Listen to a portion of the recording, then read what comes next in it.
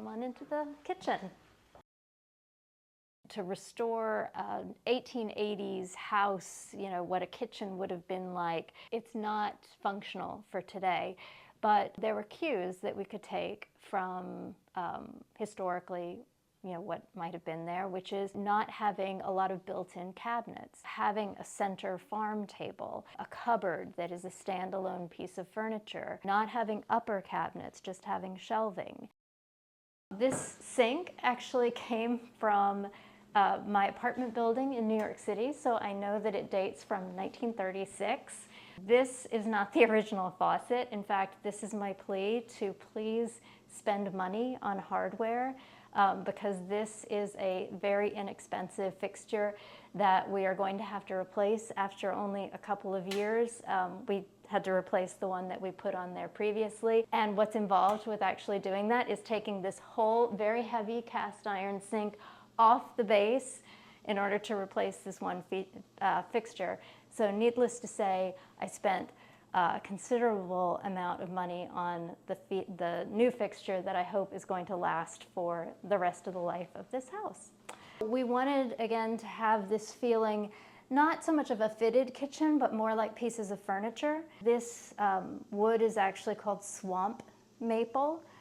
So it is maple that has been submerged in a wet environment for long enough that it starts to grow kind of a fungus in its grain, and that's what gives it this pattern. Kitchens and bathrooms are the perfect example of what historic rehabilitation is all about. I mean, I always tell people, this is your house. Historic rehabilitation is that sweet spot between preserving the special characteristics of your house and introducing your own vision. So it's bringing these old houses into the 21st century and making them comfortable and functional for today. Kitchens and bathrooms, great places to insert your own personality. You can either do vintage, this is maybe what a kitchen would have looked like back in circa 1900, or very contemporary. I think the same goes for lighting. The lighting in here is an eclectic mix. I mean, this is a Restoration Hardware fixture, but what I really like are these kind of pulley lights so that you can use it either as general lighting or as task lighting for this table. I'm so glad that those are still made because they're so useful. The floors in the rest of the first story are this oak, kind of higher end, early 20th century. This is just a very simple kind of 5-inch wide subfloor.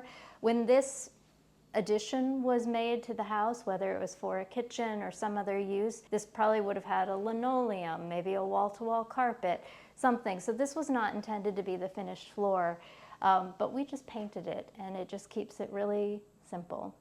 This is part of the old front porch that we kept. This was part of a sun porch that might have been added, maybe sometime in the middle of the 20th century. Since we didn't have a back door, we decided to create this kind of mudroom on the back of the house.